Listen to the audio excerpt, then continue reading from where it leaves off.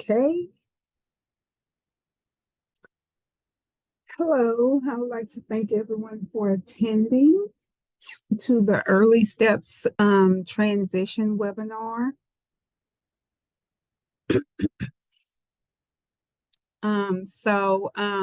Before we get started, I would like to thank Wallace for assisting me with this webinar, as well as Ms. Mylinda Elliott.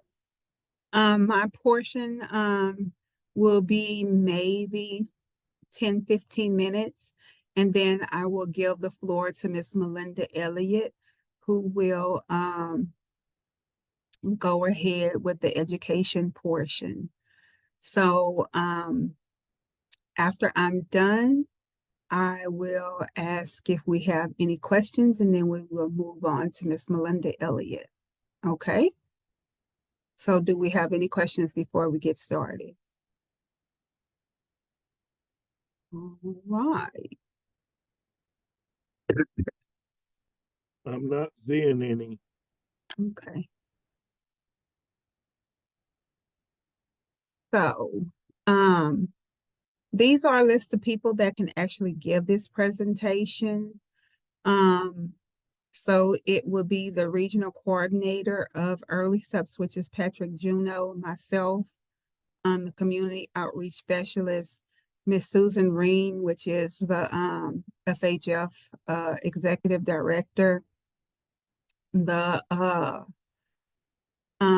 Children's Special Health Services parent liaison, which that position is no longer available. And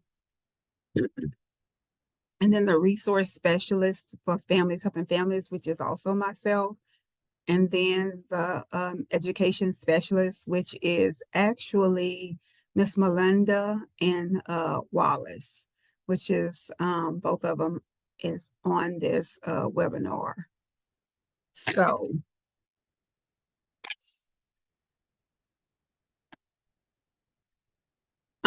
Miss Mylinda is actually over Lacan. I'm not sure, Miss Mylinda, you want to do Lacan now, or you want to wait until your portion of education? Let's wait and do it in my portion. That's a good idea. Okay. All right. So we will go over Lacan once I'm done with Early Steps. Okay, so what is Early Steps? Early Steps is an early intervention program that provides community-based supports and services for kids with disability, and that may have a developmental delay from age birth to age 3 in their families. The supports are used as a family education and training program to provide resources to babies through their critical years. Education, transition was authorized of Part C for individuals from with IDEA, individuals with Disability Education Act, which is IDEA, requires that certain steps be taken when a child transitions out of Part C, which is early steps, at age 3. Transition process begins at the initial of the IFSP and be addressed throughout the early steps process. IDEA, which is Part B, states that by the child's 3rd birthday of such child, an IEP, which is the Individualized Education Program, has been developed and is implemented. So by age 3 years old, the child should be leaving from an IFSP, which is in early steps, and moving to an IEP, which is in the school system. The transition plan includes steps and activities necessary to prepare a family for upcoming transition from early steps. Okay, so IDEA law requires that planning for transition begin no less than 90 days before the child's third birthday. Okay. A transition plan is discussed at all IFSP meetings, which includes the initial 6-month review, the initial and 6-month review, and at the annual of an IFSP. Okay.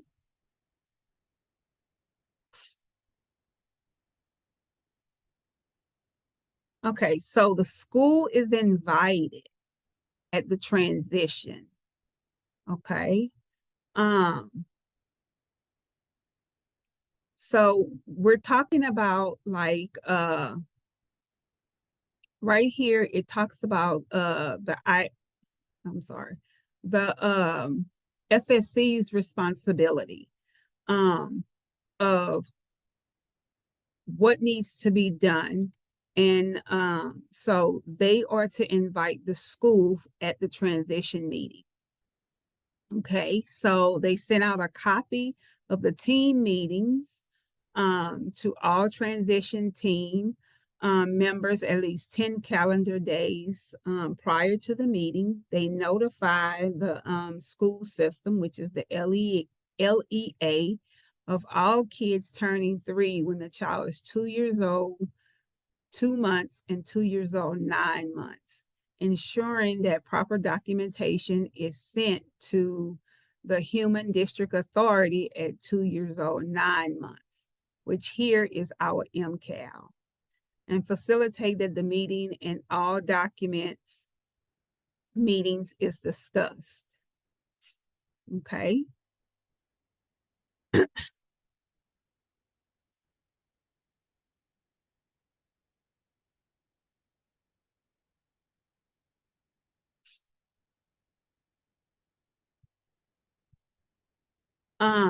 The transition meeting. The purpose of the transition meeting is to discuss and develop a plan for upcoming transition of the child.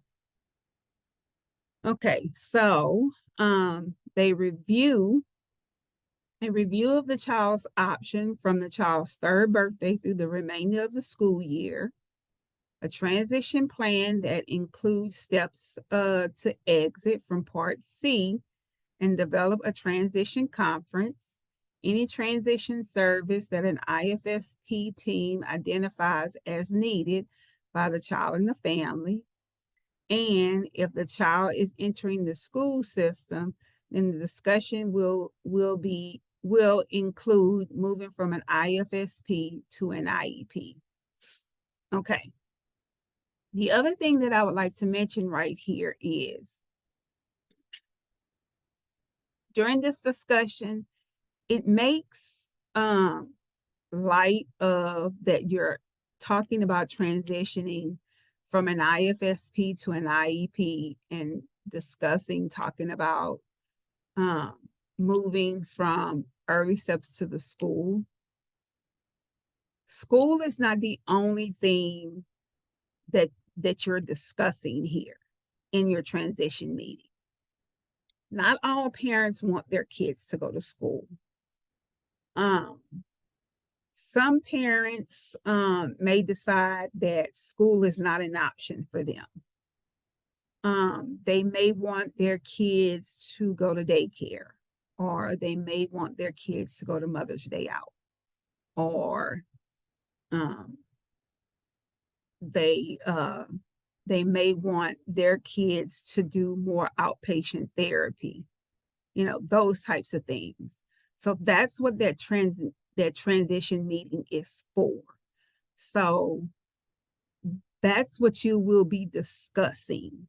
What are those other options?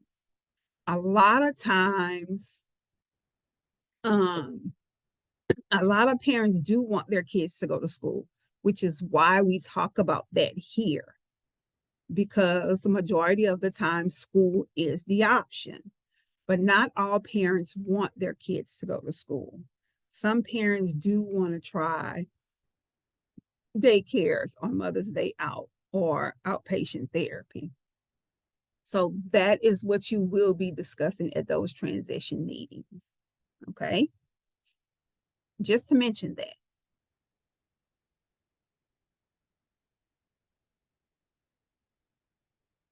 Okay.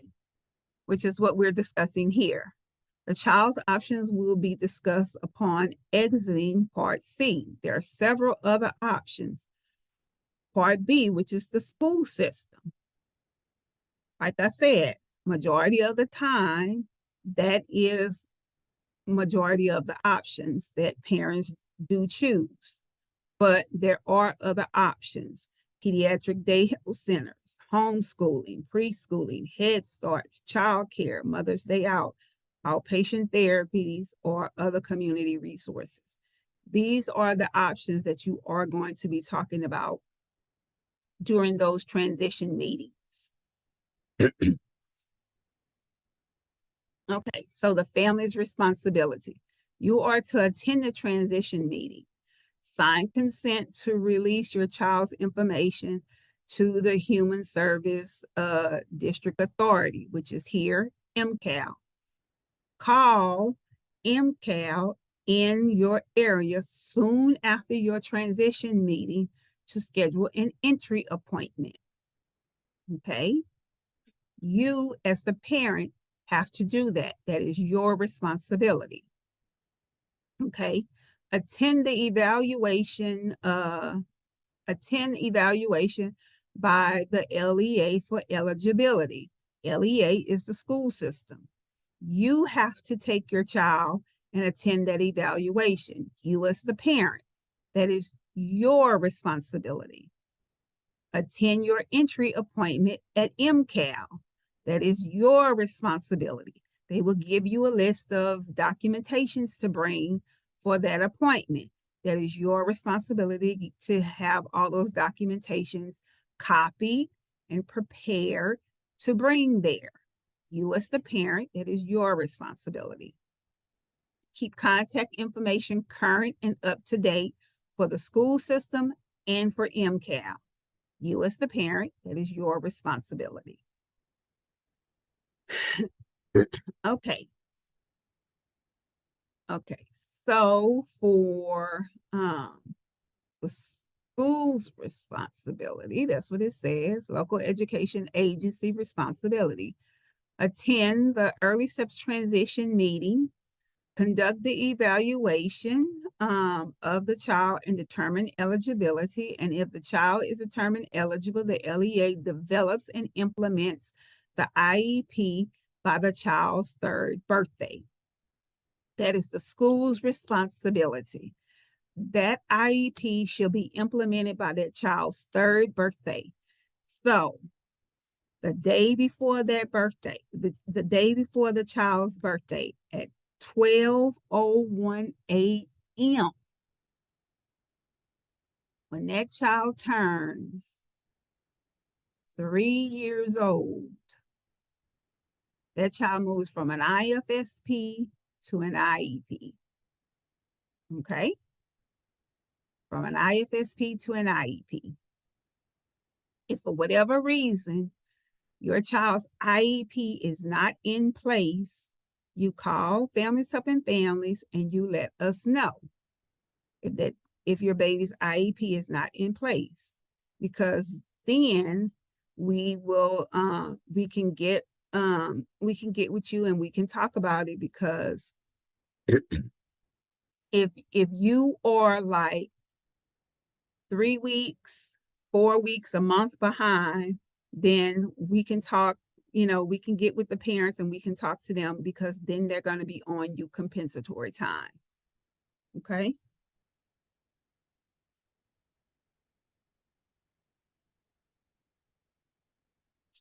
Okay. This is the difference between Part C and Part B. Like we stated, Part C is early steps and Part B is the school system.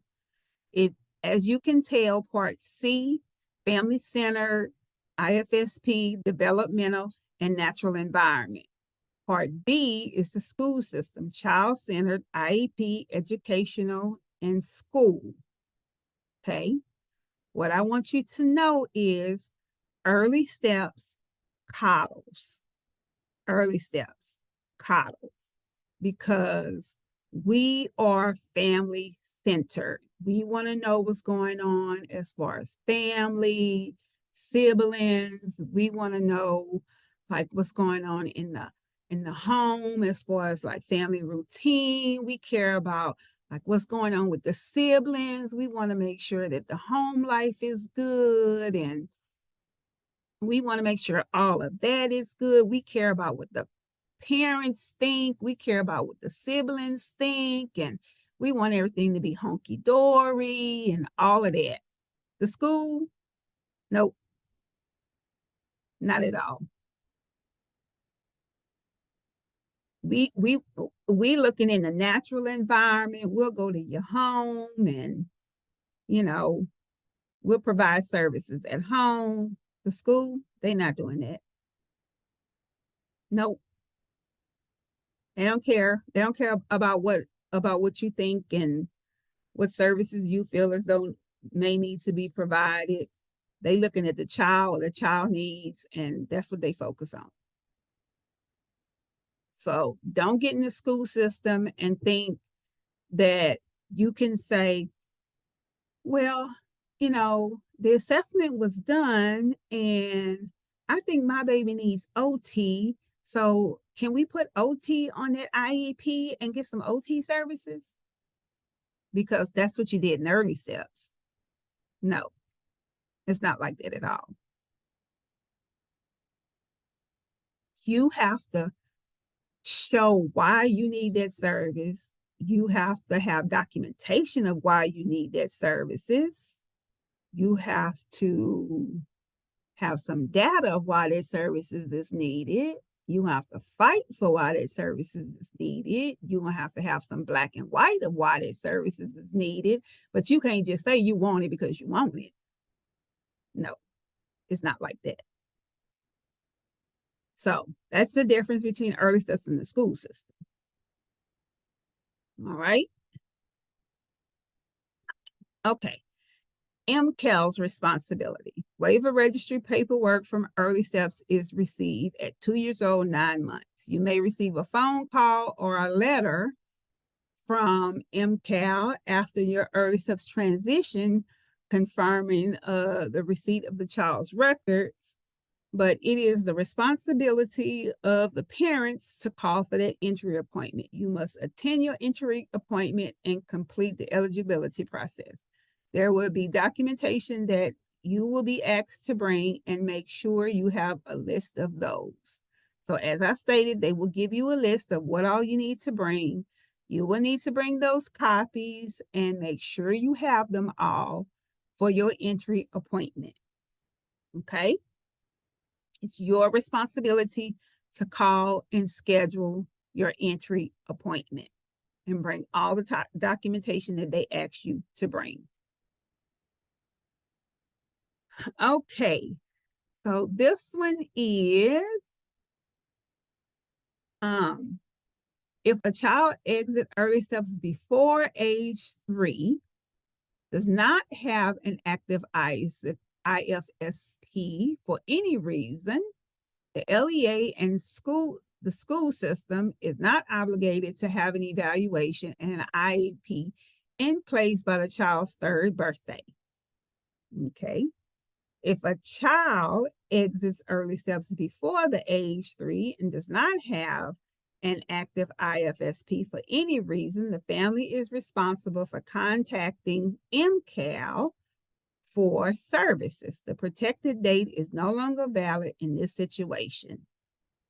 Okay, so if you do not have an active IFSP when your child turns 3, that means that you need to call us at Families Helping Families, and we will assist you in sending an initial request to have your child evaluated for special education services. We will get you started with MCAL. So all you have to do is give us a call at Families Helping Families, and we will help get you started when your child turns 3. That's all that means. You don't have to worry about, oh Lord, I don't know what I'm supposed to do. All that means is that you have to call us at Families Helping Families, and we're going to take care of you. That's all that means. So you don't have to stress and be worried and putting out your hair and all of that. All you have to do is give us a call here. Okay? Any questions about that?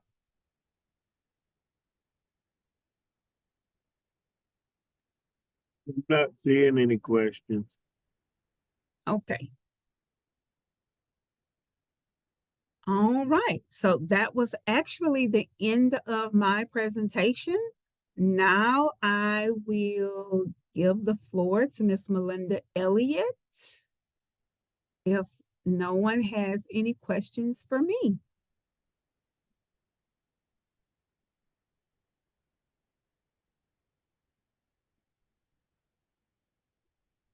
Can one of y'all let me share my PowerPoint?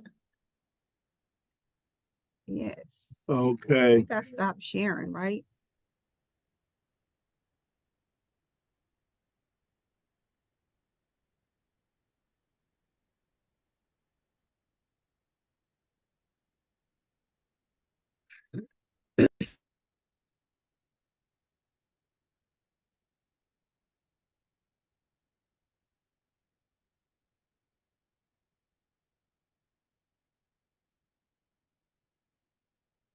So can y'all see my PowerPoint?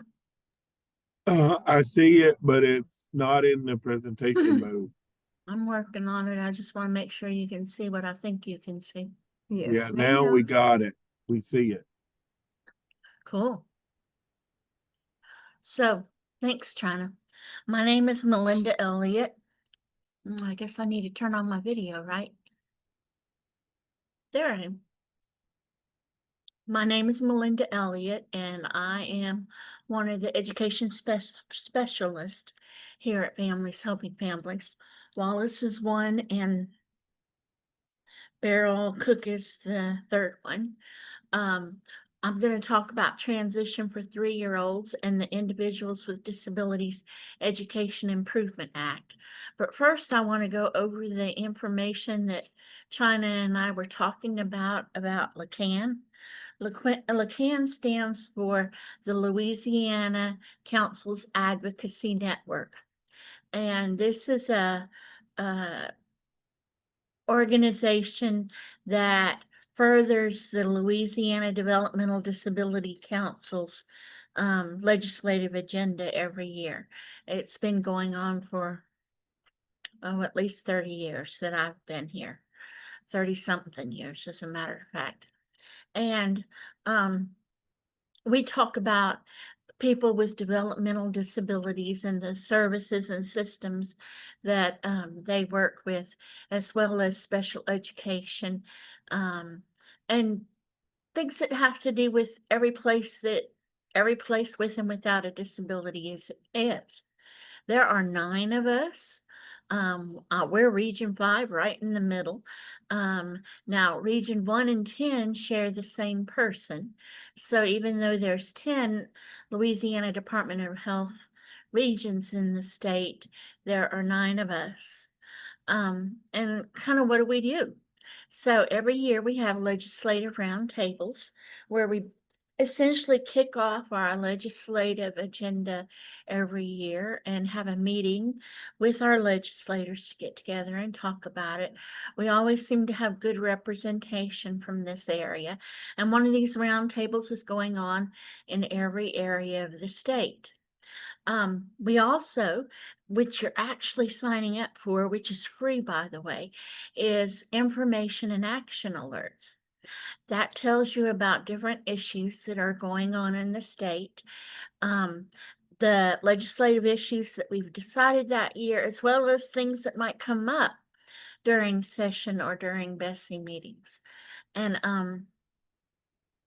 of course, I hope that you will take action and follow through on some of these things. everybody does a little bit. There's, I think maybe 700 of us in this region. And, we're an awesome group across the state. We also do legislative work visits, which I'm working on right now. Legislators want to see their constituents, and that's one of my main goals, is to hook you up with your legislator so that they know about you, they know about the things that you are dealing with, they know about struggles and services for people with disabilities. We also have Yellow Shirt Days where we go to Baton Rouge. That's one of the places that people are able to tell their stories. Like I said, legislators get tired of hearing from me. They want to hear from you. And I can help you put together your story. I can and will help you put together your story to make it impactful. And you can use it in all of these places. Like some people use it for testimony at Yellow Shirt Days, at the Capitol, or at Bessie meetings. Some people use it on legislative visits. Some people tell their story at the round tables. Maybe you bump into your legislator at the park.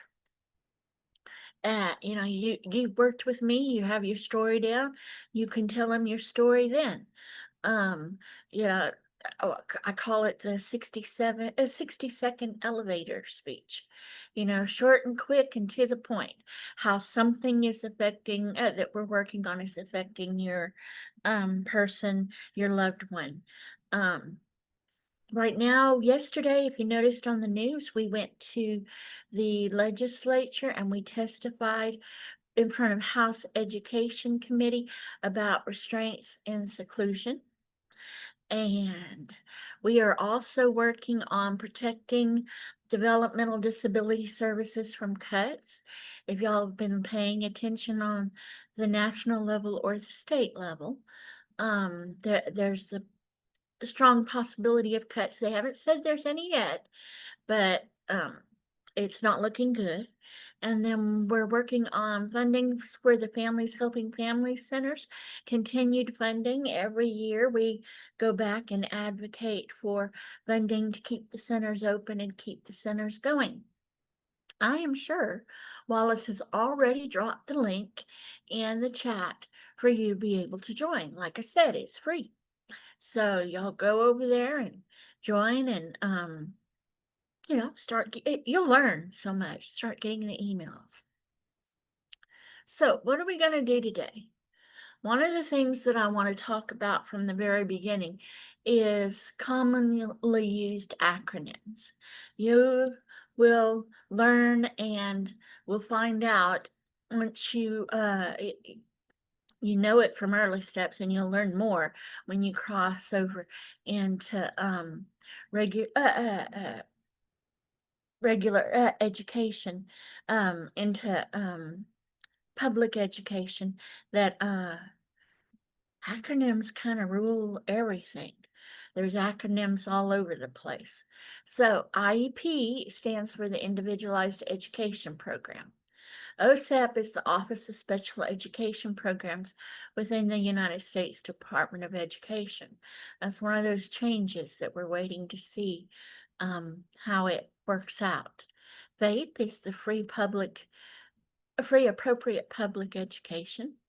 SEA, LDOE, LDE, Louisiana Department of Education, State Department of Education, IDEA is the Individuals with Disabilities Education Act. That's the cornerstone of special education. And then the Individual Educational Evaluation. If you don't agree with the school system, what kind of things could happen or could you do to resolve that disagreement? So what are the purposes of the law?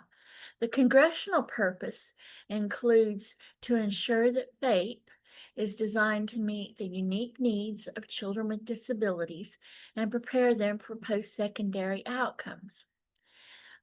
It's also to ensure that the rights of children and parents are protected, to assist in providing for education of all children with disabilities, to assist the states in implementing a statewide comprehensive coordinated multidisciplinary interagency system of early interventions for infants and toddlers and their families, to ensure the necessary tools are available to improve educational results, and assess and ensure the effectiveness of efforts to educate children with disabilities.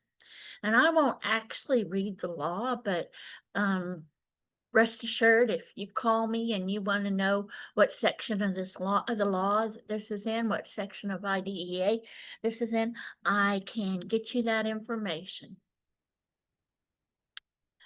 So under IDEA, the Individuals with Disabilities Education Act, FAPE, F-A-P-E, the Free Appropriate Public Education, that's the FAPE is the acronym, and it's a statutory term. It's a legal term.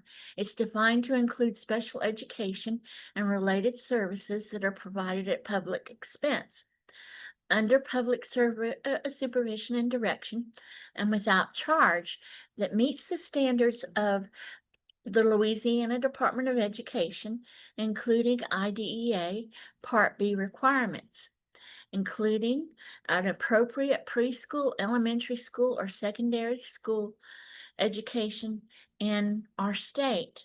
And it's provided in conformity with an IEP to ensure each child with a disability is receiving their education services in what's called the least restrictive environment, the LRE. Like I had mentioned before, FAPE is considered the cornerstone of the Individuals with Disabilities Education Act. A child that's receiving FAPE should be making progress in light of the child's circumstances, regardless of the severity of their disability. That's why it's so important to be an active participant in your child's education. You need to know if your child's making adequate progress. And again, you need to know the section of the law. Let me know. So this part of the law is about children from 3 years old to 9 years old with disabilities or developmental delays. The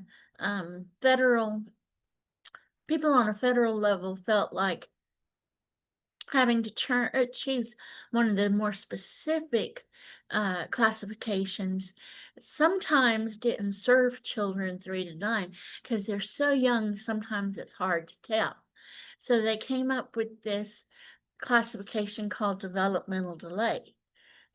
It can be a child with physical, cognitive, communication, social, emotional, or adaptive development delays. And because of those delays, they need special education services. So that's where you're going to find most children, not all children, but most children, that classification, developmental delay. Special education is the specially designed instruction at no cost to the parents. You shouldn't be paying anything that any other parent in school is paying. It should meet the unique child needs of that child with a disability, and it can include instruction in the class, in the home, in the hospital, in daycares, in other community settings, Mother's Day out, any place that a child can be found, pediatric daycare. And it also includes instruction in physical education. Every once in a while, I get that question. So what are those related services? Those related services are transportation and developmental, corrective, or other support services as required to assist the child with a disability to benefit from special education. That could be speech. It could be interpreting services, psychological services, physical therapy, occupational therapy, therapeutic recreation, social work services, school nurse services, counseling, orientation and mobility, medical services for diagnostic or evaluation purposes. It could be any of those things that it could be listed as a related service on an IEP. So you give informed consent when you allow your child to be evaluated, whether it is at 2 or whether it's later. Even after they've started school, you have to give informed consent. That has to be done before the initial evaluation. That has to be done when the school conducts a reevaluation. That has to be done when the school provides special education services, and when the school invites non-school agencies to participate in IEP meetings to discuss your child's. This is another one of those words that might have another double meaning: transition to adult life. So that's something that happens in high school. We're not talking about the transition for 3-year-olds like we are right now.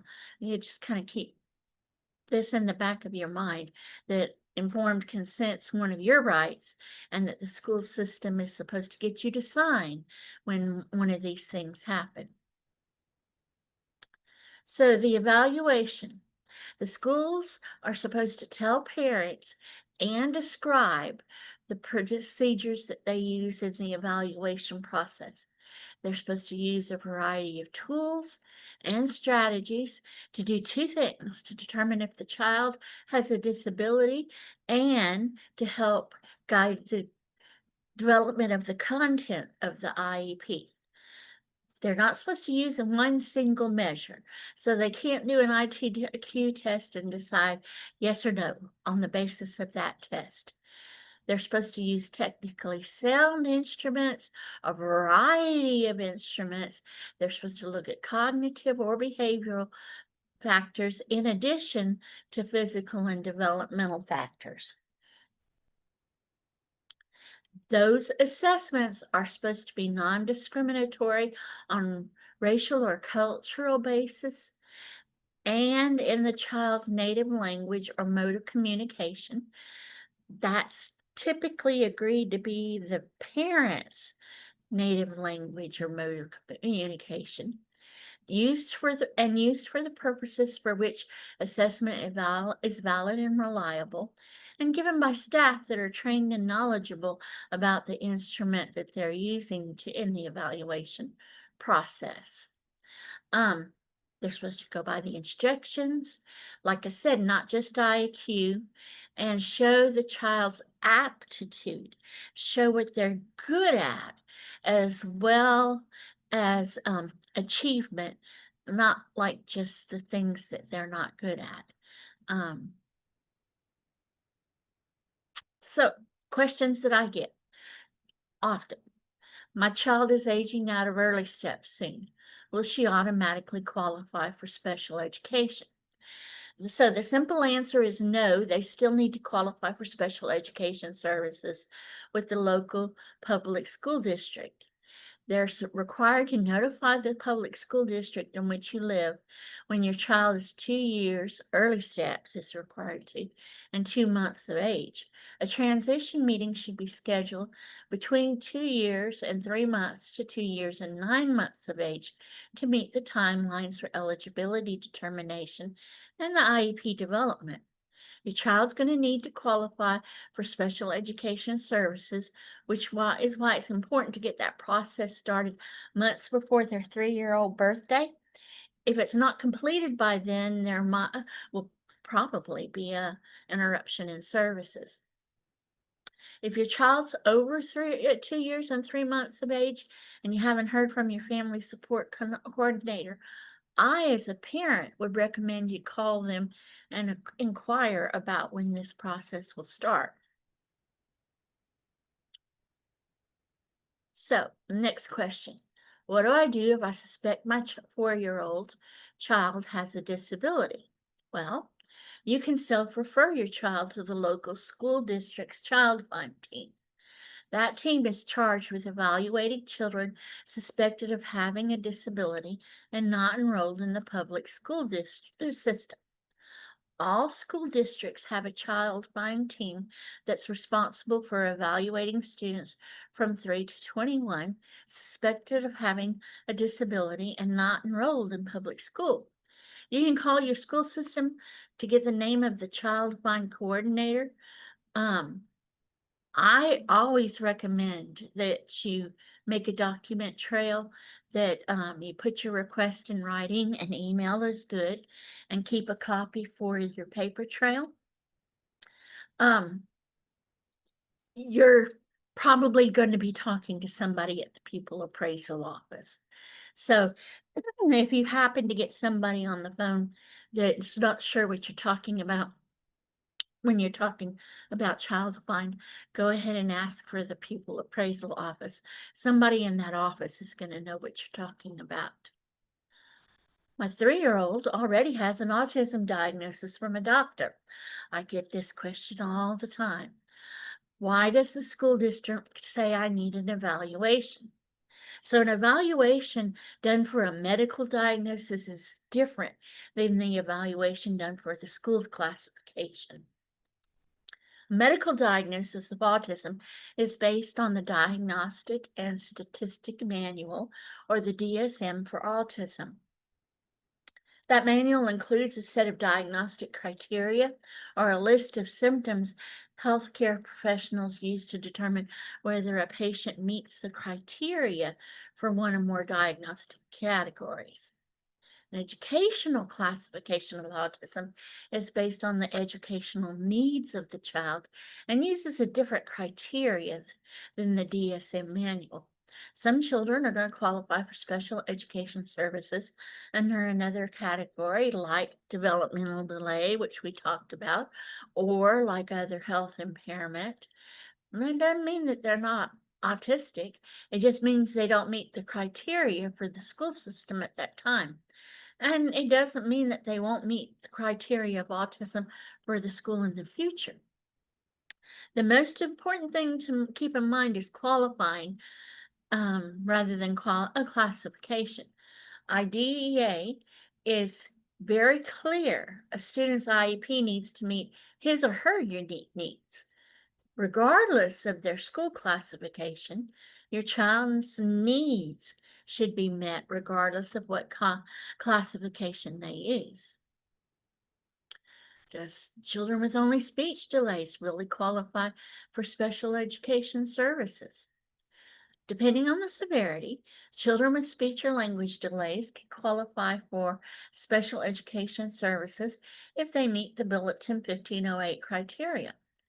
Children with a speech or language impairment means a communication disorder like stuttering, impaired articulation, language impairment, or a voice impairment that adversely affects a student's educational performance.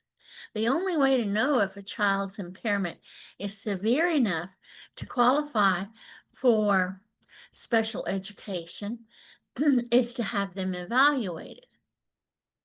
For some children, speech or language impairment might be part of a larger learning disability, and it might be provided as a related service.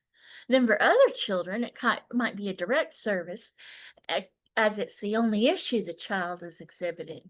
So it's important to have that full evaluation completed to know if your child would benefit from just speech and language, or if they need other services too.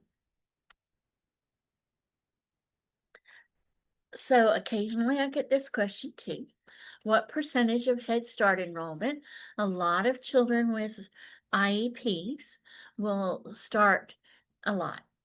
Some children with IEPs will start in Head Start. And Head Start has a couple of different ways to qualify. One of the ways is that there's a percentage of children that must be slots that must be reserved for children with disabilities. So the easy answer to this is 10%. The federal law says each Head Start program must reserve at least 10% of their enrollment for children with disabilities. Another unknown thing, by the way, about Head Start is that the income requirement for children with disabilities is different than those without disabilities. So while many parents don't consider Head Start because they think they make too much money, many would indeed qualify because of the higher income allowance for families of children with disabilities. Let's talk about some evaluation tips. So you want to get that evaluation in writing. You want to ask for it in writing. I'm sorry, I'm jumping ahead. Again, an email will work. You know, I like my document trail. It just makes it easier to go back and figure out what happened when. In your request for the evaluation, you might explain the child's problems and why the evaluation is needed. You also share important information with school staff about their performance and your concerns. You give informed consent. You will also sign their paperwork for informed consent. And in that informed consent, you're going to learn what assessments might be used. And then again, keep this in the back of your mind if you ever need it. A written request for an independent educational evaluation is possible if you disagree about the evaluation results. That independent education evaluation is going to be at public expense unless the agency wants to initiate a due process hearing to show why theirs is appropriate. If you do it, call us, but if you at that point and you do it the way I'm describing, then they pay for it. That doesn't mean that you can't get an independent evaluation anyway, but then it would be at your expense. So, special education services for a child should be based on data, not just someone's opinion. Neither yours or the school system's. Evaluation data provides the basis for providing, increasing, decreasing, or discontinuing special education services. Evaluation data is also used to determine the child's placement and goals and objectives or benchmarks that form the basis for instruction in the IEP. One of the most useful questions a parent can ask is, these three little words: where's the data? Any instructional recommendations, proposals to increase or decrease placement and alternative settings, anything like that should be supported by data that establishes the need. Hang on, let me get a throat lozenge. Okay, so transition from early intervention to preschool programs. Children in early intervention programs must experience a smooth and effective transition to preschool programs. By the third day, an IEP must be in effect. Each local education agency will participate in transition planning conferences with the lead agency. And I have these things in the law once again, if you need to see them. The IFSP is birth through the end of 2 years old. Like Tanya mentioned to you, it's family-centered, multi-agency coordinated. Then you get to the school system from 3 to 5, they could use the individual family service plan, but because they're looking at different criteria, they typically go ahead and do the evaluation and put together an IEP, an individualized education plan.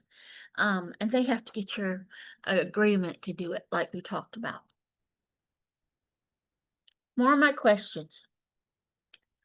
Is it true that students enrolled in private schools can be evaluated for free? Yes. The local public school district is required to perform child find duties and evaluate any child suspected of needing special education services in their district, even if that child's in a private school. The local school district shall ensure that all students with exceptionalities residing in the district, including students who are homeless or wards of the state, and students with exceptionalities attending private schools, regardless of their disability, and who require special education and related services, are identified, located, and evaluated. If your child's attending a private school and you would like to have him evaluated, check. with the school to see if they have someone there that handles referrals to Childmind. There's usually someone, that person is assigned to several schools as the contact person about evaluations. But you can also contact Childmind directly. Again, keep copies of all that documentation. Even document your phone calls. So like you put the date, who you spoke to, what you spoke to them about, what you or them were supposed to do, and when it was supposed to happen by, so that you can keep track of all of the bits and pieces of information that are going to be happening in the public school. Can the school use my private evaluation to expedite the evaluation process?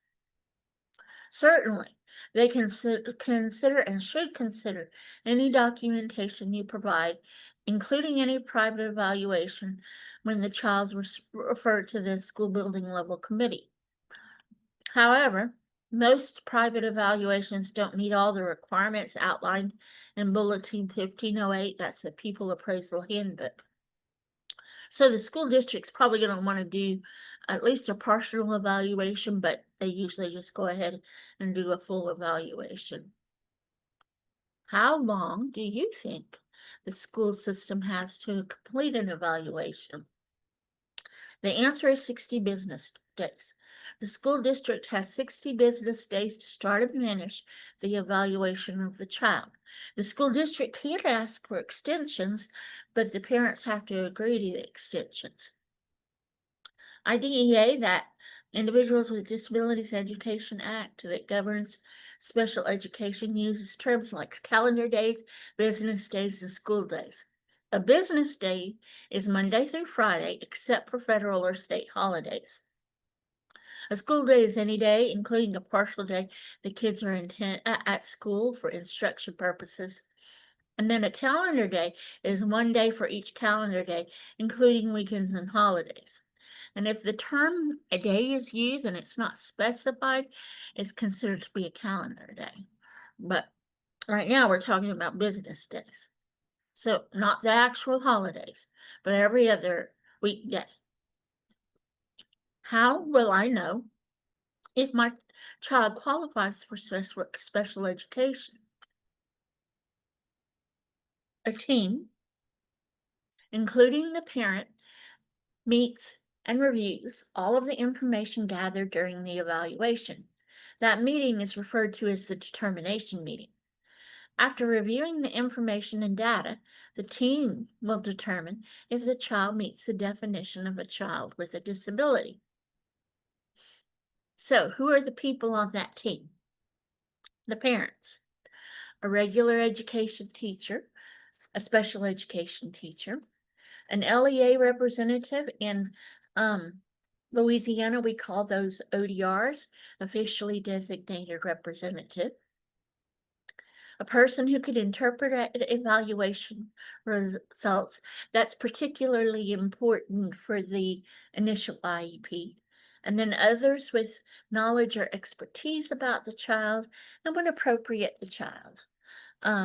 That's the parent's decision.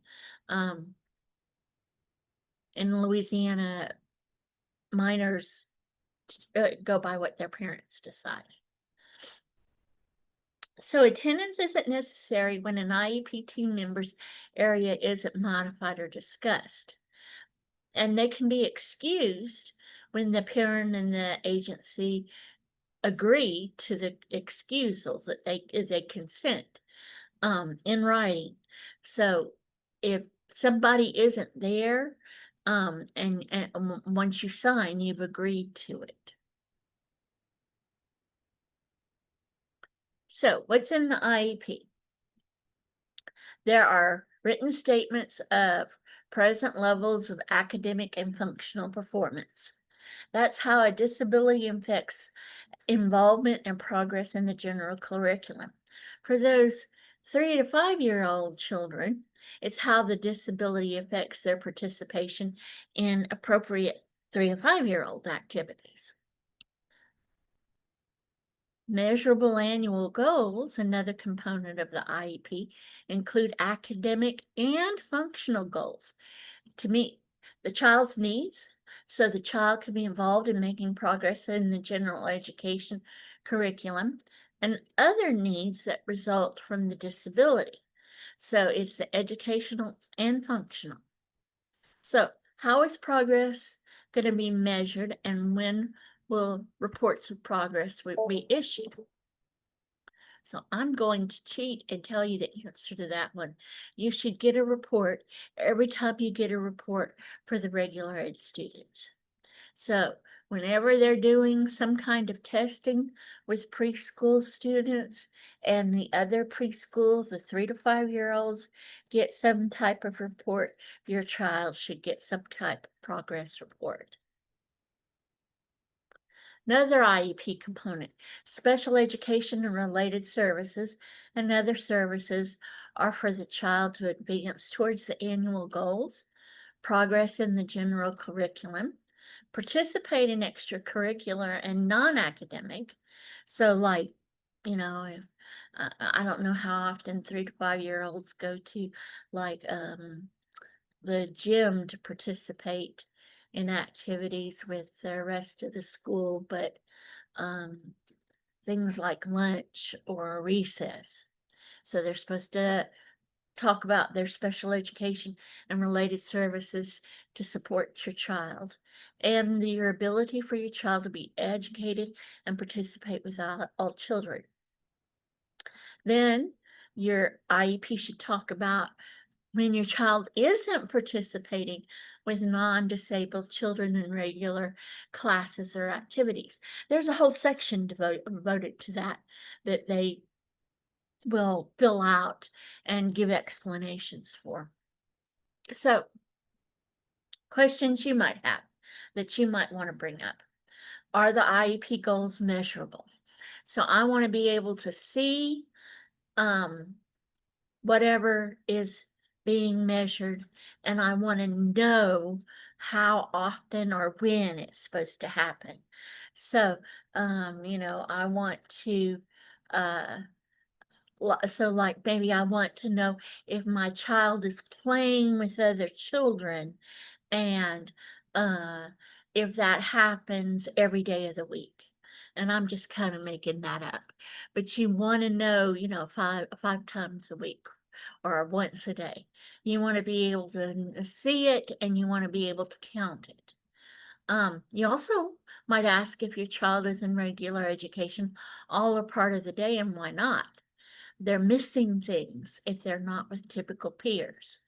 And mine was with typical peers. She could put her hand on her hip and roll her eyes as a teenager. And I thought, well, I don't know if this is what I thought of when I thought about her being with typical peers when she was in elementary school, but here we are.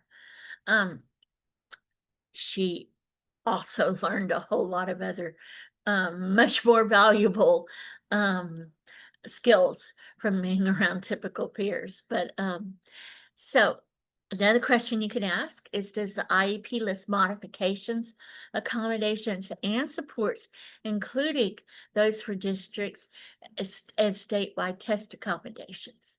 As testing is getting younger and younger in Louisiana, this may be more and more important.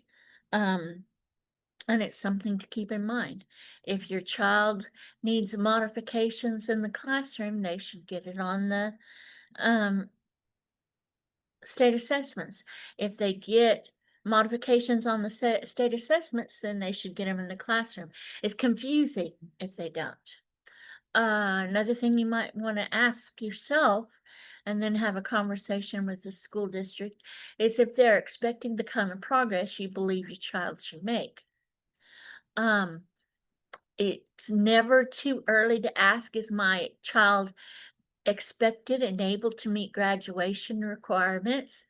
And you want to know, when will the IEP reviewed again? Just like before, I'm going to cheat. I'm going to tell you it has to be reviewed every year, every 12 months. Now, If your child is progressing faster than y'all anticipated, or slower than y'all anticipated, or something else is going on, there can be more than one IEP meeting. One IEP meeting every 12 months, but it has to happen at least one time every 12 months. And then let's talk about the procedural safeguard notice. This is the booklet that they give you at an IEP meeting to tell you about your rights as a parent. It's usually given once a year at that IEP meeting, but at that initial referral, or if you want it, or if there's an evaluation being done that year, or if you file for due process, they're supposed to give you another copy of it. It's important because it tells you things like timelines. It tells you about different dispute resolution options that you have, like mediation. It also tells you timelines for lawsuits. So it's procedural safeguards that they're also in the law. Ask me and I can give you the part of the law that they're in. Keep this in the back of your mind. Hopefully you're not gonna be running into this or dealing with this with your child at 3 to 5, but I have seen stranger things. There are protections for kids that aren't eligible for special education. If the school is deemed to have knowledge that a child was a child with disability, and the parent expressed the concern in writing, if the parent requested an evaluation of the child, or the teacher or some school personnel expressed concerns to administrator, that's why if you have a suspicion, you need to put it in writing to the school system, because if something happens, then your child has some of those protections of special education, even if they're not in special education.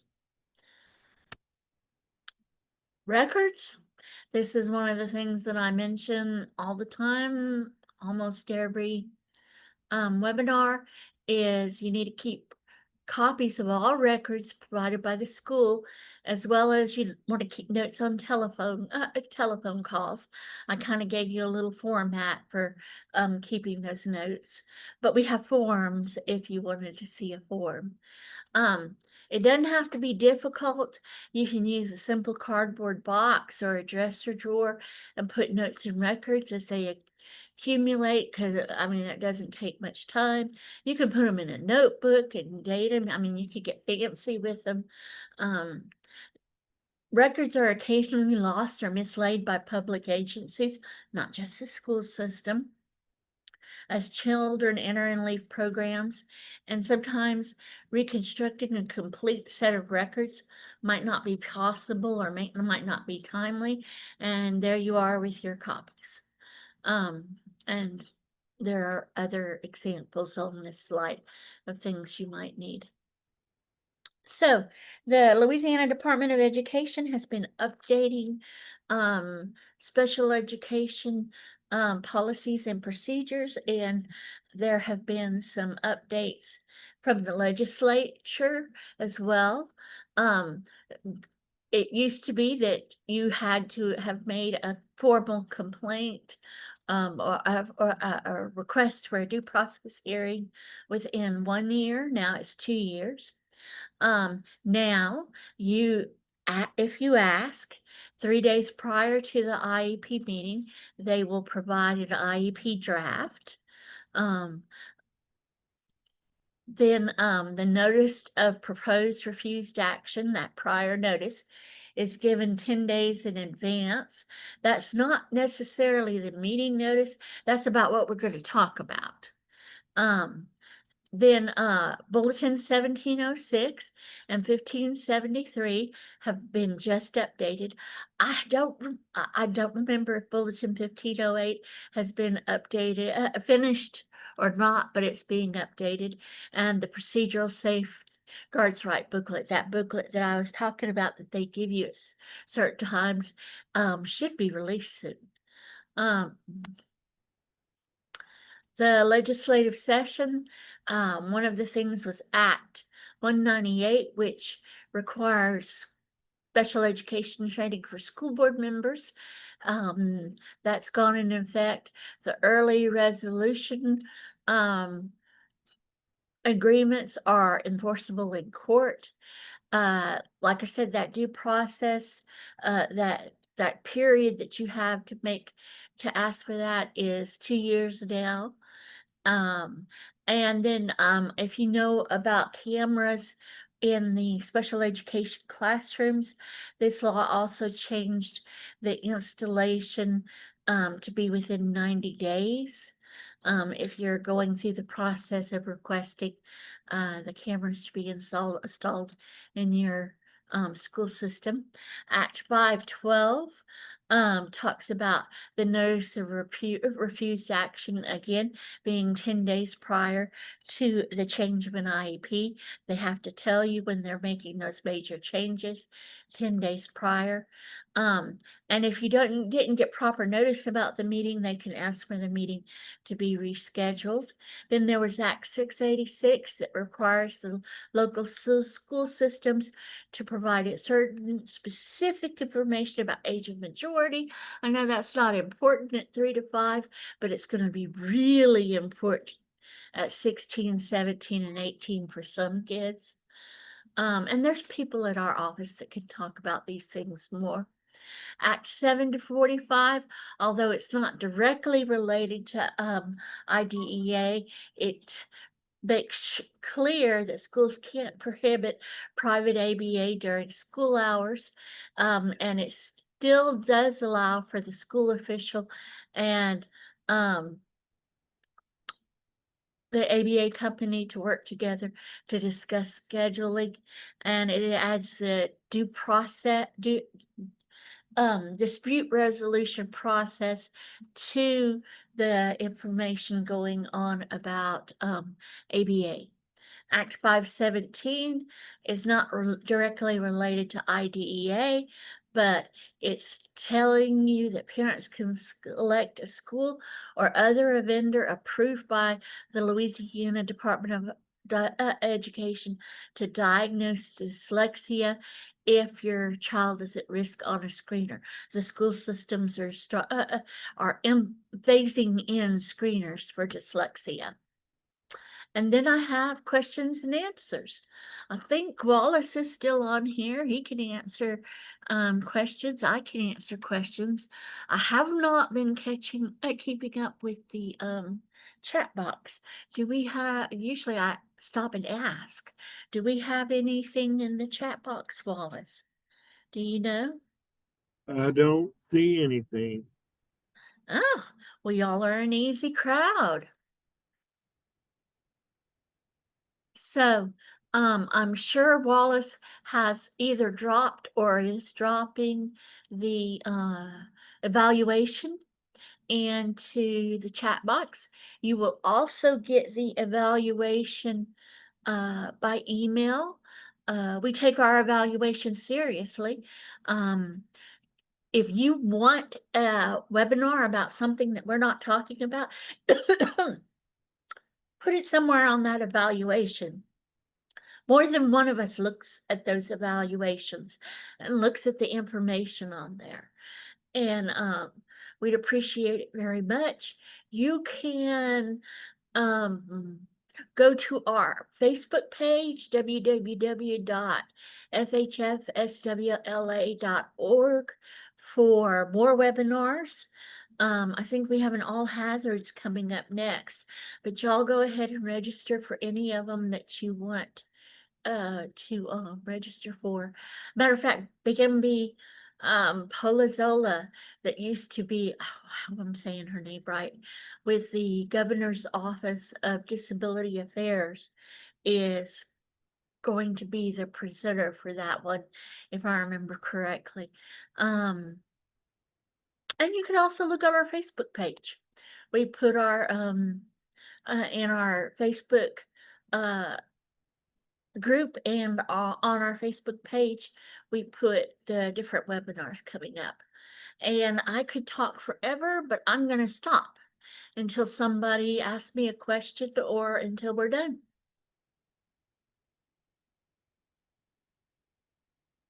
China? Yes, ma'am. All right.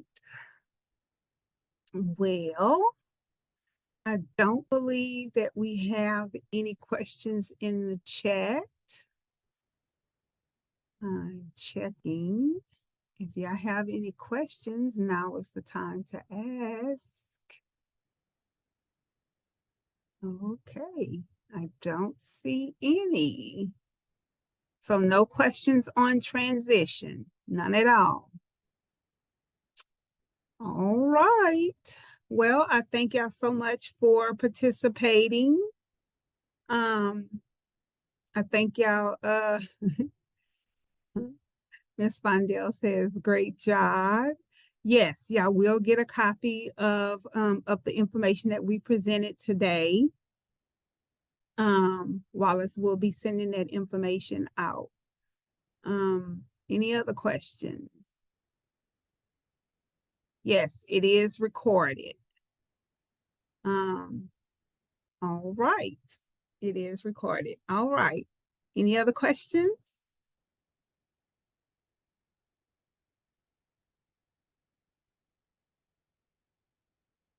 Okay. I think that was it.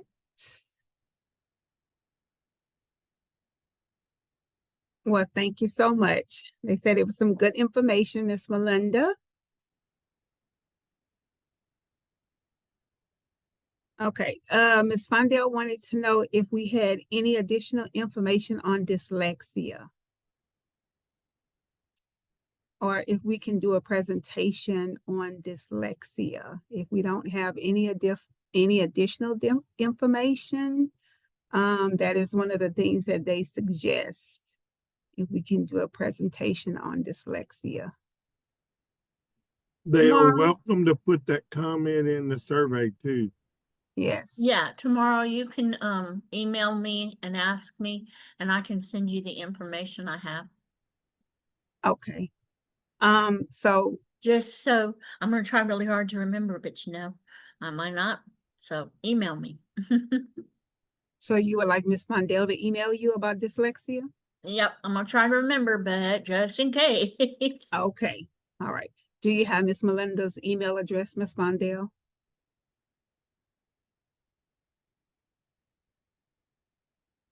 Okay, she has it. All right. Anything else?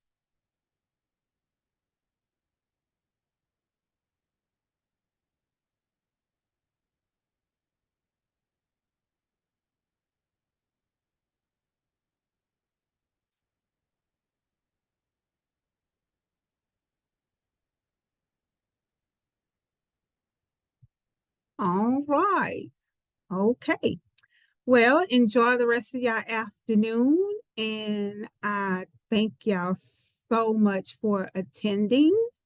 I appreciate y'all taking the time out of your busy day to spend this time with us. And so we'll see y'all next time. Okay. Thanks so much. Bye.